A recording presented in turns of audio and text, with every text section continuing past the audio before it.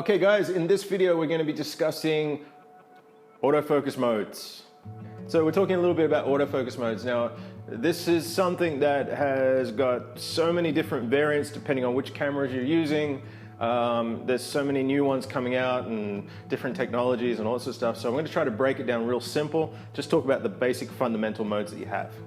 Okay, essentially one of the the basic fundamental sort of focusing modes you'll have is single servo mode, so AFS on Nikon. And what that does is it allows you to take your focus, get your focus locked, and then once you've got a half depressed shutter or a back button press focus, like I like back button myself, then you're able to recompose, move the camera a little bit to get your composition as you want it, and click, take the photo. And that is what happens. Essentially, you pick your focus, hold your focus, take your photo. Another version of that is AFC. Now that's continuous autofocus. So when you're looking through your camera and you've got your little focusing dot that's in your viewfinder there, and you set that by half depressing your shutter or pressing your back button focus as if you have it set up, then as your subject moves, the camera will track whatever is in that focal point and keep that in focus. So if you have someone walking towards you, for example, or a little bit of sports where something's a bit more dynamic and moving, you're able to keep that focus point locked on that person by physically moving the camera or holding it steady, whichever you need to do. And as long as they are within that focal plane, the camera will continually adjust the focus to track them. Another one which came out a few years back, which is fantastic, is AFC 3D. Now I love this focus mode because what it does is the actual focal dot, the little focal point within your viewfinder, will move to track the subject once it's locked on somebody.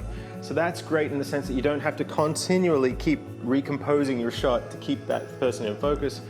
The focal point will move around, so if you have your composition set up the way you want it, you can just allow the camera to try and track that person. It's not 100% foolproof, but it does work a lot of the time and it's fantastic.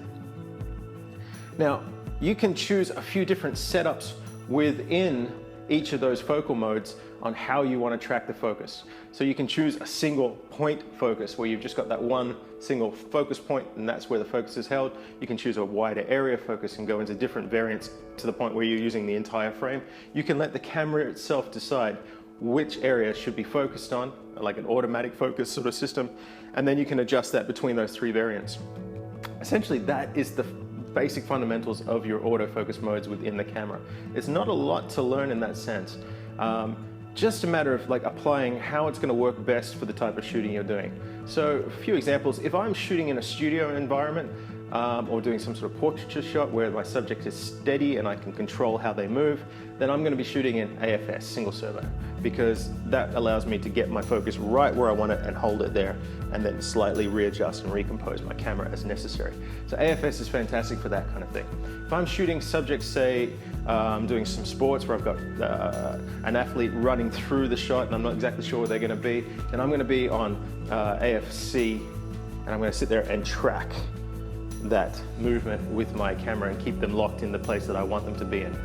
If I got things coming towards me or a little bit more dynamic or something like that, then most of the times I'm going to have it in that AFC 3D so that the camera, I'm able to hold the camera steady while the subject's moving around within the frame. And that's going to help out a lot that way, so I can keep my composition the way I want it. So it really just depends on what you're shooting to how you're going to choose those modes, and sometimes it depends on what you're most comfortable with. When I first started out, I used to love just single servo mode, and I'd just be continually adjusting by half depressing that shutter and re-grabbing my focus. And I felt really comfortable doing that way. There were times where I felt more comfortable just manually focusing. I felt like I had more control over the image.